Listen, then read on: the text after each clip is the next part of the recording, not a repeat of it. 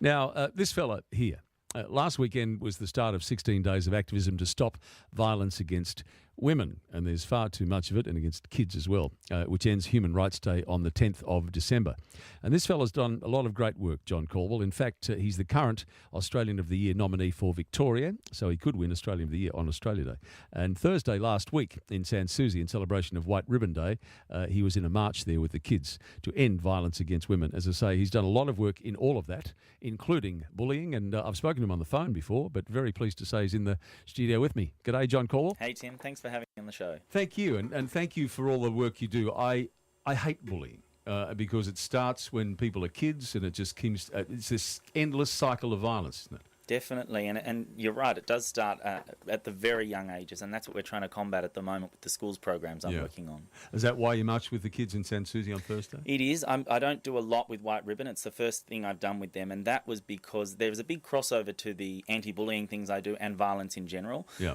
And they are a pioneer of the White Ribbon program, schools program, so working with them on that has been amazing.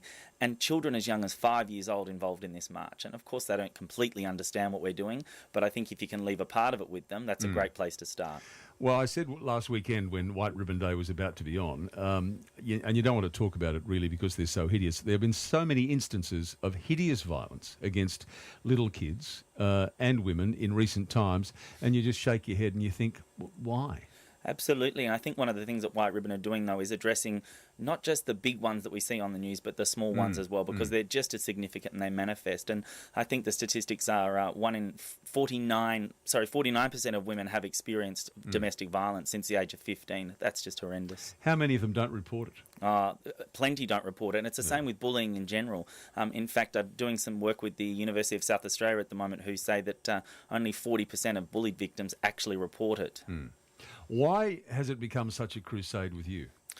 Mainly from my upbringing. I had a very bad upbringing, so a very poor family, literally the poorest in every school that I went to. My family were all around drug, violence, alcohol. Right. We were the kids that hid under the bed at night to hide from our own father. Yeah.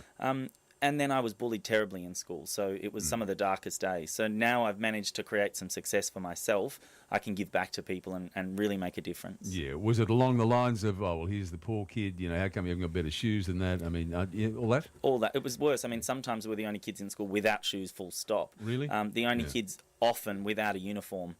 It's easy to be identified then. And it was everything. It was the poor kid, the short kid, the shy kid, the gay kid. I think as young as 8 I was called the gay kid. I didn't even know what gay was at the time. So it was really horrendous. And it was from the moment I walked in the gate to the moment I walked out every single day. Well, that's just impossible to deal with. Definitely. And I think I talk openly now when I talk and in my book about the dark days with the family and horrendous violence, being present when my father took his own life.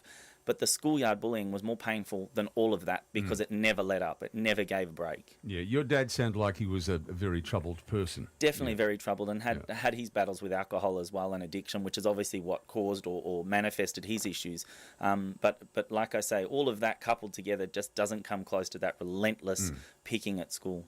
Do you know now why your mum didn't leave your father? There's definitely a dependence there, I think, and we see it even we see celebrities and people on social media getting picked on. People say, turn the phone off. I think it does become an addiction. I also think if someone's saying something about you, you want to see what it is. You need to know what it is. But there's definitely a dependence, and I don't think in a lot of women that doesn't ever get broken. My mother's a great example. She's followed that pattern even after my father died. Yeah, and your dad, what, was all too much for him? All too much, I think, and I think there was just this constant negativity over his head, and I don't think he really liked himself either. So. Yeah. Well, I tell you, I've got to ask you this. If you are experiencing that at home, the abusive alcoholic father, then you go to school and getting that for 6 hours a day, then going home again, how in God's name do you come out of the end of that? You almost don't, and that's that was when I was 15, I made the decision to leave school, to leave home. I was homeless at 15, and did absolutely consider suicide. It was very close, and somehow managed to find the strength not to. So that's part of a lot of the work I do is around youth suicide and prevention of that with people, to show them that there are other answers and it's not the only way. Yes, and of course we've now got this whole new way to bully people via the internet, don't we? Yeah, that's very scary. And I think if I had that in my day, maybe it wouldn't have been a thought to commit suicide. It would have happened. Yeah. I was able to close the bedroom door and be away from the bullies. Nowadays, close the bedroom door and they're right there in your bedroom with you. So it's really horrific and very troubling for young people. Yeah, and I've got this image of young people in a room at night by themselves with the iPad or with the laptop, and they've all got one these days, or even just the phone. I mean, looking at all of this stuff with no one to talk to. Definitely. And we see a lot of the reason they don't speak up is they're embarrassed. They don't want their parents to know that they're unpopular or they're getting picked on, so they hide it.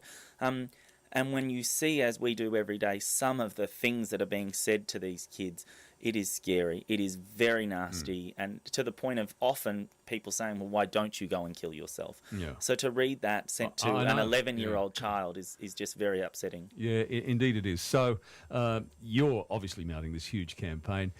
What do we say to somebody listening to us now who has been bullied and is thinking to themselves, well, this is just too much for me, Definitely, it's not too much. And I say to young people, this is not the end of your life. It's just the beginning.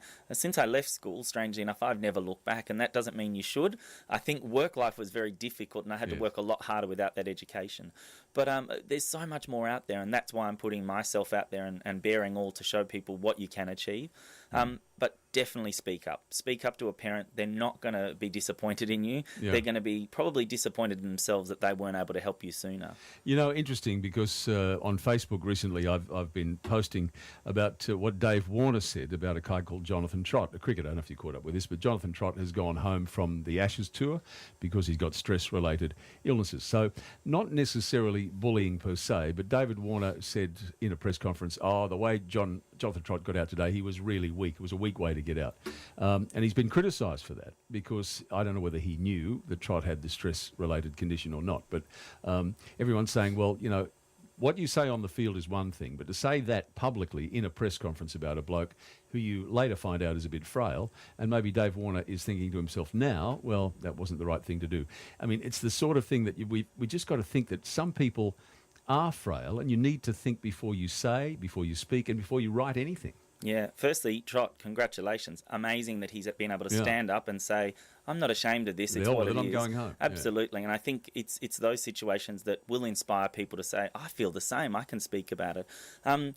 The one thing I don't agree with is I don't think it's one thing to say it on the field and then off. I think it has to stop entirely. Full stop. Yeah, because it gets caught, it gets picked up. It's teaching young people that when they're playing sports, you can say that, and they don't know the boundaries of when to stop. So I think if we can really make a push to really stop that altogether, and especially in competitive sport, it is common. And people might say to us, well, that's not really bullying, but it's intimidation. And it's an attempted intimidation, and it's along the same lines. To me, it is. Absolutely. Intimidation is one of the key factors in bullying. That's what you're trying to do. Yeah, it is. And that's what it's setting out to undermine someone and make them feel insecure about themselves. So essentially, that is bullying.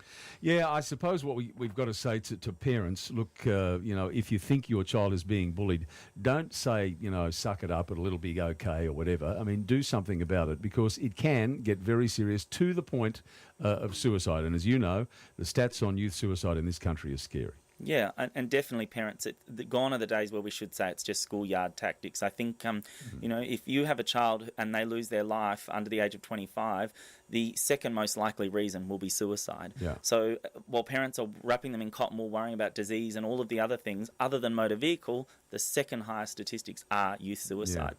It's becoming a real issue. Oh, mate, you're a bit younger than me, but it happened when I was at school. If you had a big nose or you had pimples or you were fat, I mean, anything to get picked on, really. I mean, and it's most kids can rise above it and just, ignore it and it'll go away, but some can't. Definitely, and it doesn't discriminate these days. We're actually seeing the swim champion getting picked on because people are jealous, or the prettiest girl in the school getting picked on. So again, I think parents, you think your child is the perfect persona, scratch a little deeper, because even the popular kids are now becoming unpopular, and it's just the way it's going. Yeah, well, good on you, mate. And the Australian of the Year, that's an exciting thing. Very exciting, and I'm making sure that I get the word out there as much as possible. It's opened a lot of doors, and I'm very, very grateful. Yeah, indeed. And that's announced on Australia Day. It is. Indeed. Yes. Good luck. Thank you so much, and thanks for your support. Oh, mate, terrific. I hate it. Hate bullying, always have. And I wasn't really a victim of bullying myself. I mean, I get the odd comment, but I wasn't a victim of bullying to the extent that you were. I had an alcoholic father, but there was no, violence or anything like that. But it's something we do have to stop, and the more we do, the better.